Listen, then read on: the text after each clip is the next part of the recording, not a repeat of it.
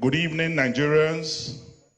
We are here for this World Press Conference by the candidates of the PDP, the People's President of the Federal Republic of Nigeria,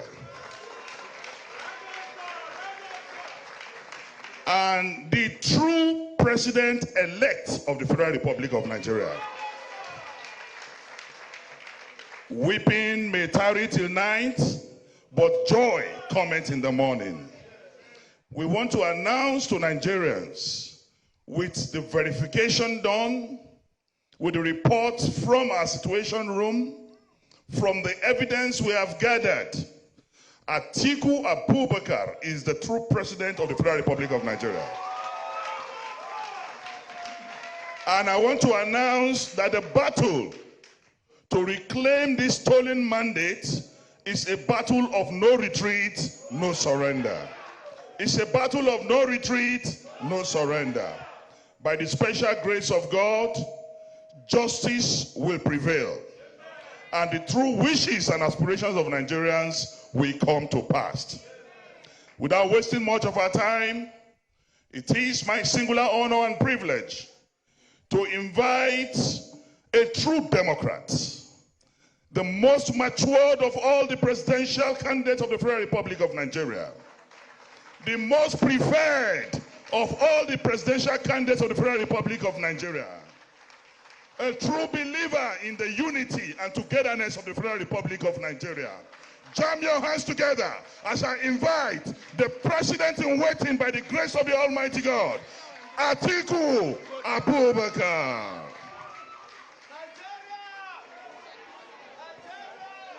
Yes, just, sir, you are a president, start acting like one. Please sit down, sir.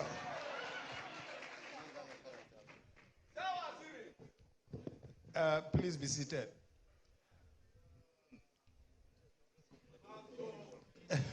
The chairman of our great party, Your Excellency, Governor Fintiri of Adamawa State, Your Excellencies, members of the National Working Committee, distinguished members of the press. I understand they call you gentlemen of the press, even if they are ladies, they don't refer ladies and gentlemen of the press. I don't know why, but I would like to say ladies and gentlemen of the press.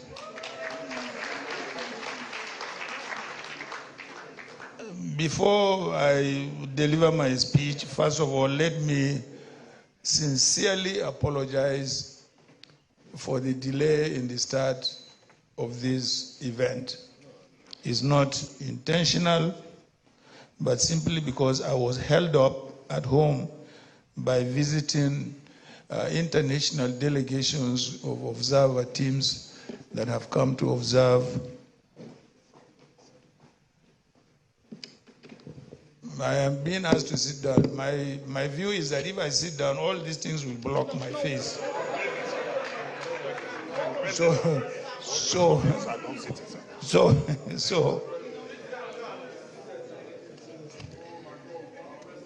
can you give the president a round of applause? Thank you very much. So, because of that, I ran late to this very, very important event this evening. And I hope, in spite of that, you will forgive me for running late, and hope we will have a very productive evening this evening. So, fellow Nigerians, it is with a heart full of sadness that I address you today. I have, in the last 3 decades, devoted my life to the battle to birth and deepen democracy in our country. It was a battle that started during the military era. It was a struggle that nearly cost me my life and that of my son, Adamu, who is seated here today in Kaduna, where 8 policemen were killed in their attempt to save our lives. I survived the assassination only by the mercies and grace of God. Following that attack, I was forced into exile. But that attack claimed the precious lives of those policemen in the service of our dear country. That was not all. My businesses were nearly crippled, and my signature business was eventually appropriated by the maximum ruler in power at that time. My commitment to enthroning democracy ensured that I joined forces with other compatriots. As a leader of the defunct Social Democratic Party, together with our current chairman, we fought and won the 1993 presidential election, which was acclaimed as the fairest and freest election in our history. There was no internet then. Mark you, no internet. Yet it was the freest and the fairest election. Sadly, Atiku Abubakar, who embodied that hope for the birth of a new Nigeria, paid the ultimate price, including his wife. Our fight to enthrone democracy continued. Indeed, the motivating factor for the birth of the People's Democratic Party was to force the exit of the military from government and their permanent return to the military barracks. Today, we have succeeded in doing that. Following the exit of the military and the advent of democratic rule in 1999, I did not rest on my oars. I deployed the same level of commitment to advance and deepen our democracy. I did this because our democracy was bought at a huge price of human lives.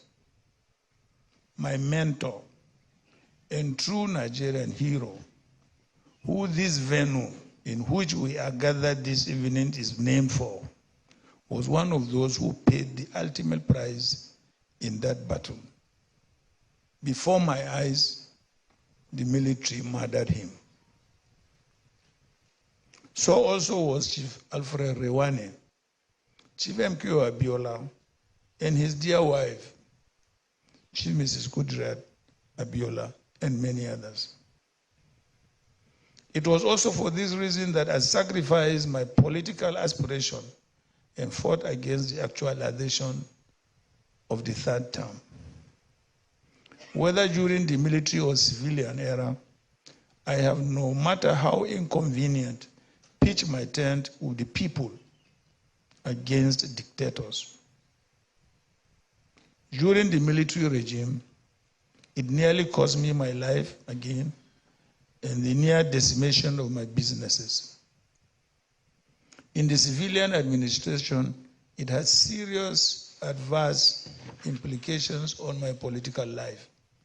But I have remained undaunted because I was and still convinced that the only reason why I am in politics is to work in tandem with other compatriots in the advancement of the well-being of our people.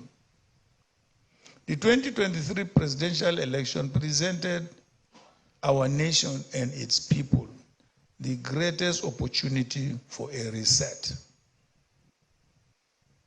We had everything going for us: a legal framework in the 2022 Electoral Act and the BVAS technology.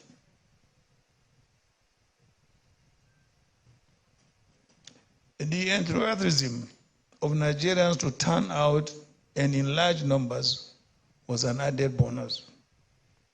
However, the dreams and aspirations of Nigerians who braved all the challenges to go and cast their votes on Saturday, 25th of February 2023, were shattered by the conduct of the Independent National Electoral Commission, which failed woefully to live up to expectations. The weekend election was neither free nor fair. Preliminary assessments indicate that it is the worst conducted election since the return to democratic rule. The manipulation and fraud that attended this election was unprecedented in the history of our nation.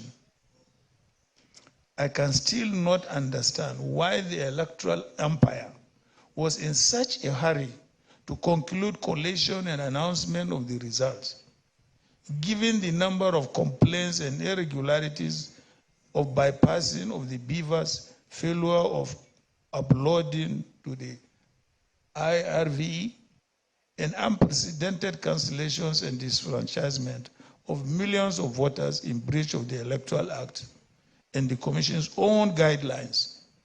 It was indeed a rape of democracy. Having consulted with leaders of our party who are seated here with me and Nigerians from different walks of life, I have come to the conclusion that the processes and outcome of the presidential and National Assembly elections of last Saturday was grossly flawed in every material particular, and as such must be challenged by all of us.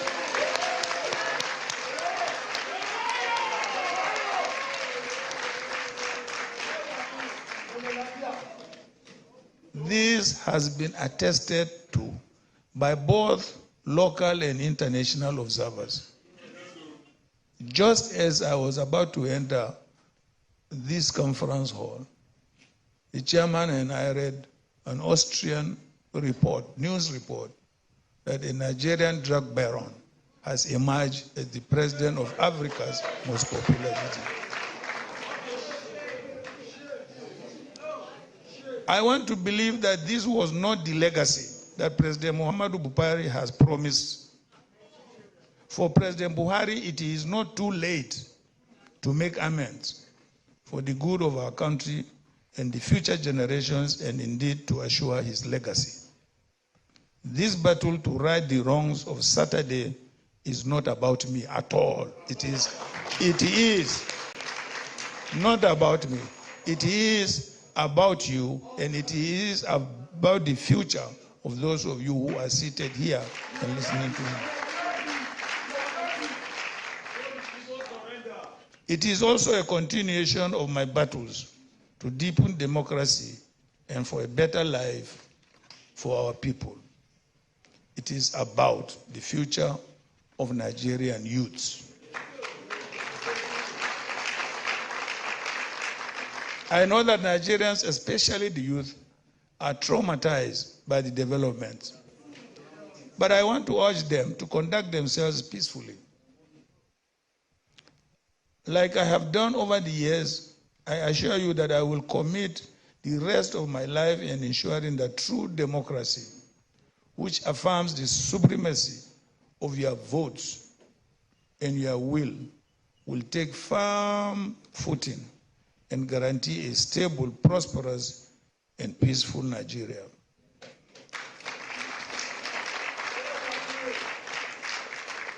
This is more so as Nigeria represents the hope of Africa and the black world. It is my hope that the judiciary will redeem itself this time around and rise to the society's expectation as the last hope of our people. In the end, who wins is not as important as the credibility of our elections and electoral processes.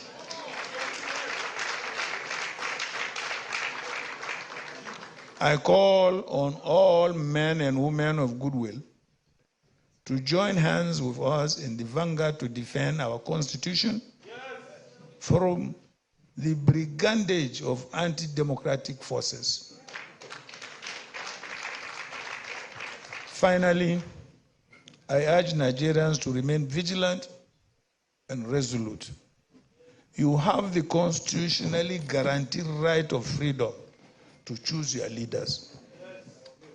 We will not, and I repeat, we will not sit idly by and watch your rights taken from you.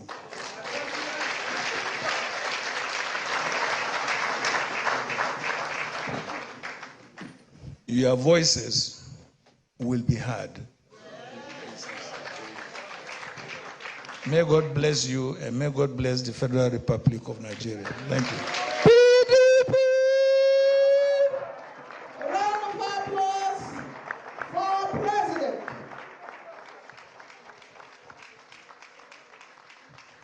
Thank you very much. That was a brilliant, intellectually mobile, administratively sagacious presentation by the true president of the people. He deserves another round of applause.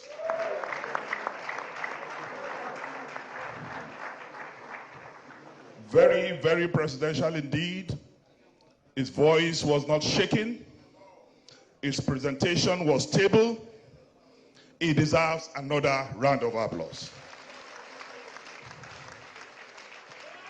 Thank you very much. We appreciate the presence of the former Vice President of the Federal Republic of Nigeria, Architect Namadi Sambo. We also have the performing governor of Akwa Ibom, who is here, Governor Udom Emmanuel. The project manager and ATM governor of Adamawa State, Amadou Fintiri.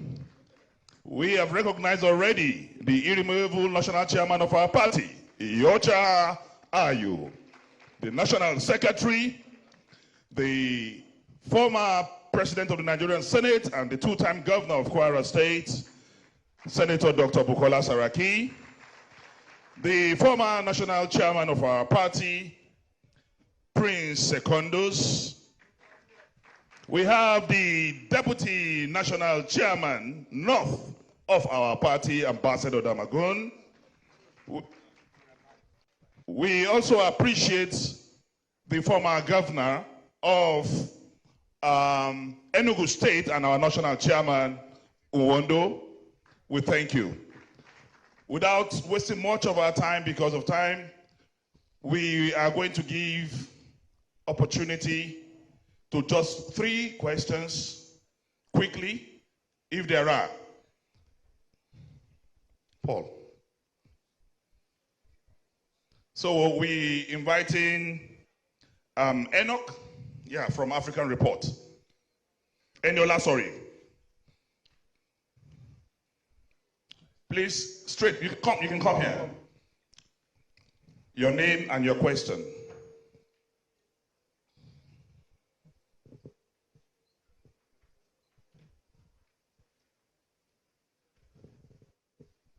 Good evening, Your Excellency, ladies and gentlemen.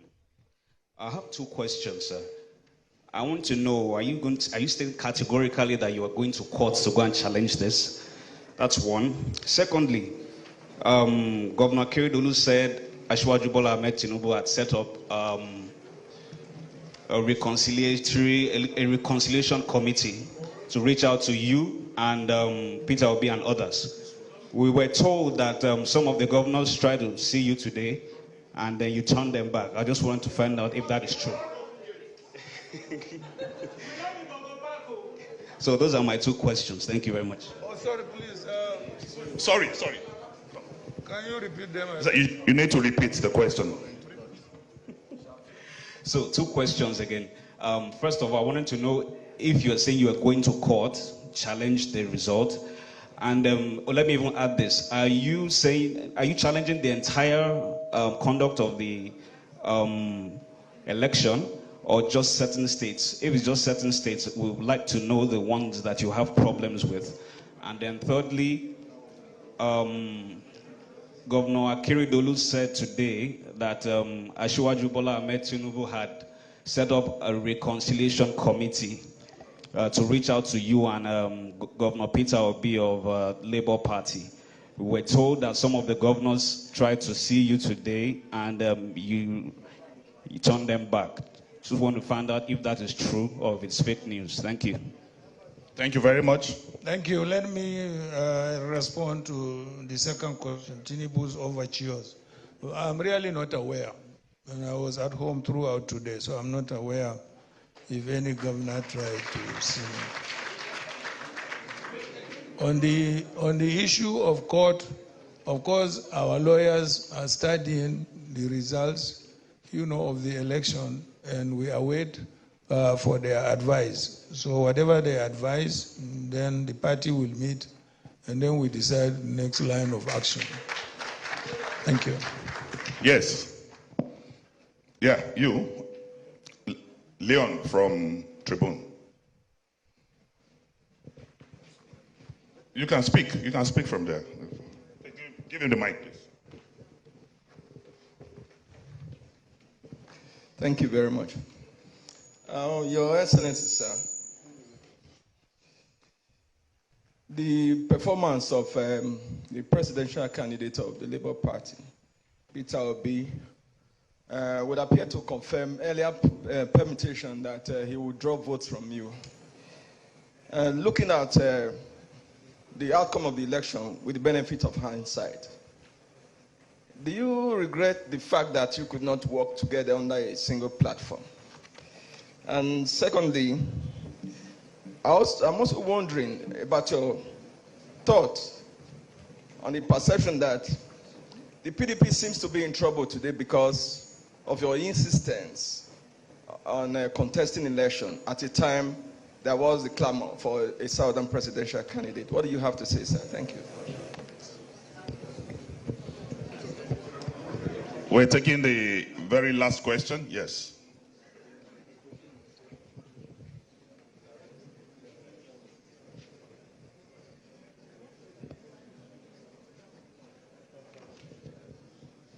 Thank you.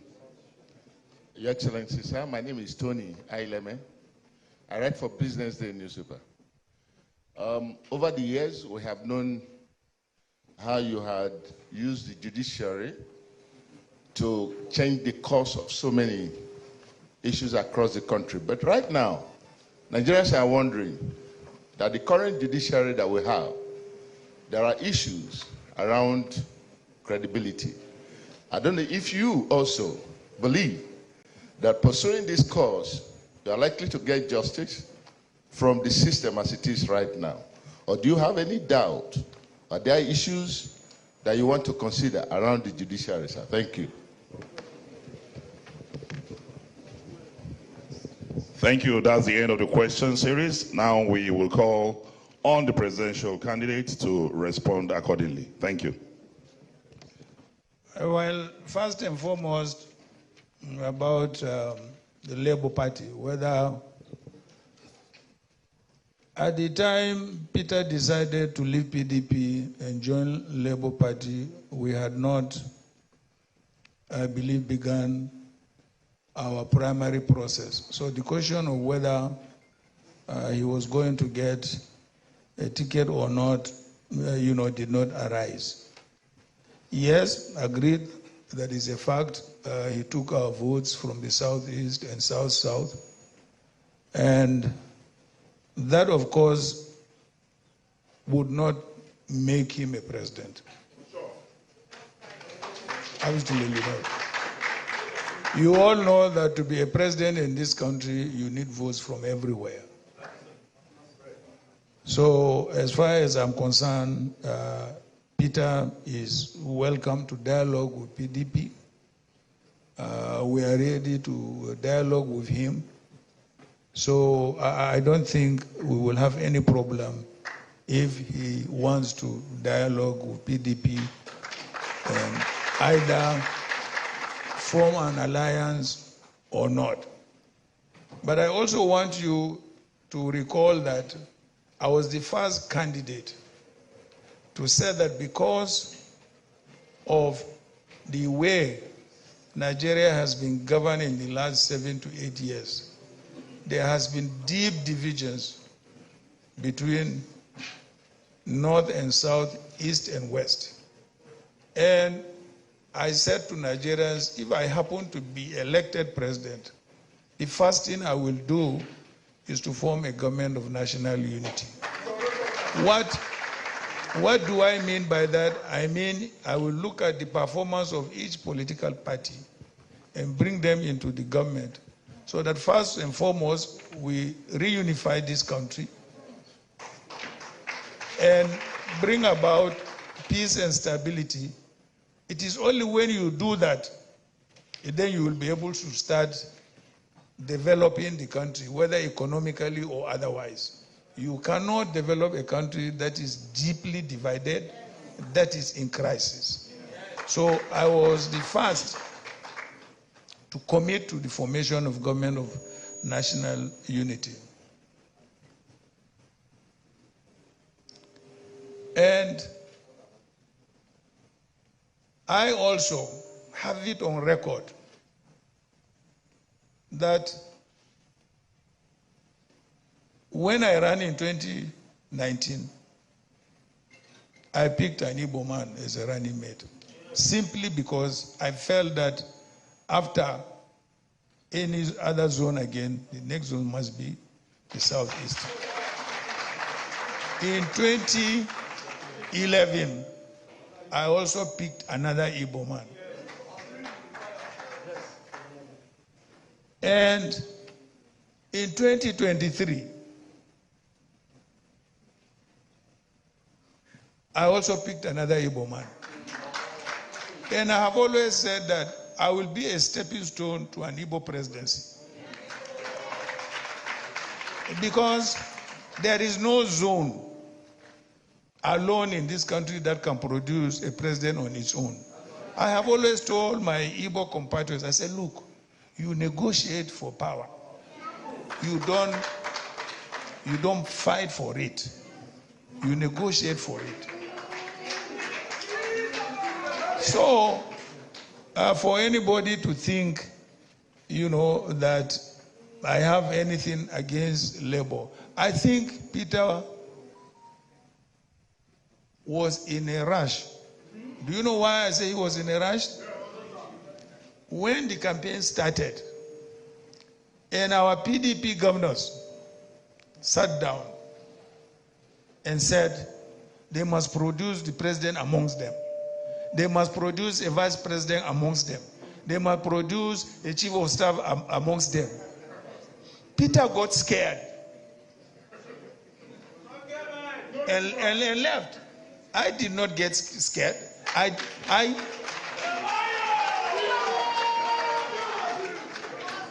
I stood up against the governors.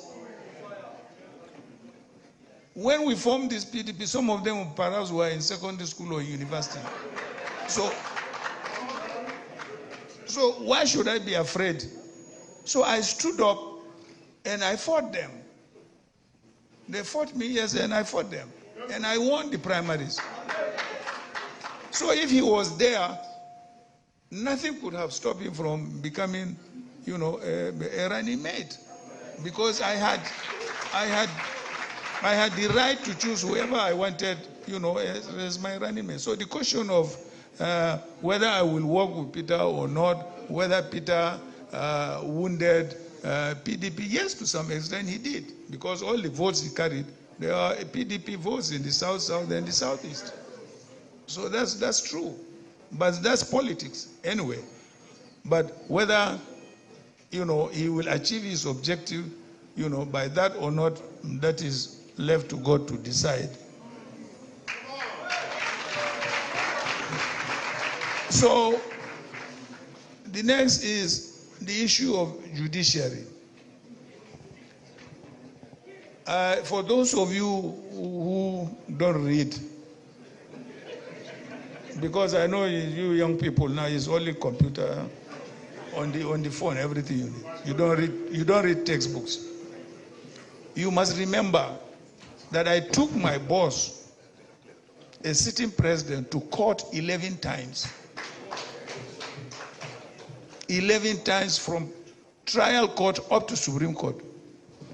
I swear, if there is a Quran here, I swear I never saw any judge from the trial court up to the Supreme Court. And yet, And yet I got judgments against a sitting president. Do you think it is possible today to do it? But let us tell ourselves the truth, man.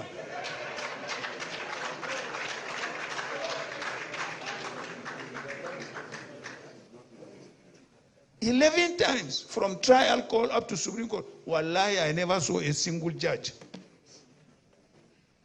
I got judgment at the trial court, I got judgment at the appeal court, and I got judgment at the Supreme Court.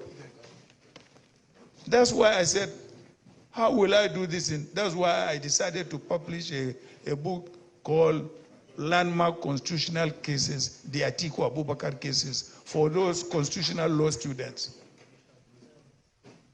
So, I cannot say whether it is the same judiciary or not until I test them.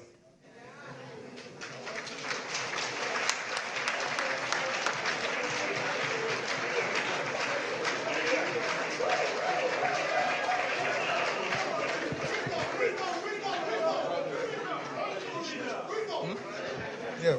So, I hope I have answered all your questions.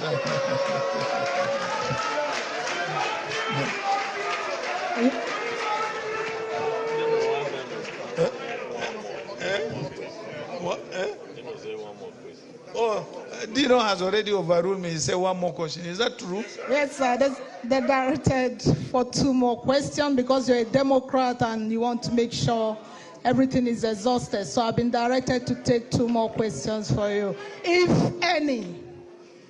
If he has addressed what you want to ask, there's no need, please.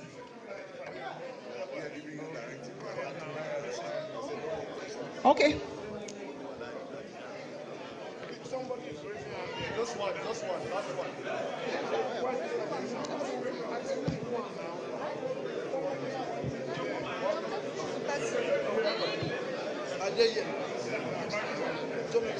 Yes. Okay, this one will be the last one indeed. A very good evening, Your Excellency. All protocols duly observed. My name is Atiku Abubakar from Silverbird News 24. You spoke about the judiciary, comparing it as before. So what if you seek redress and at the end of the day you're not given fair judgment? What next would you do? Like I said, that's the last question. Your Excellency, sir. Well, what can I do if I don't get a favorable judgment at the apex court? I appeal to God. That's a good one. PDP!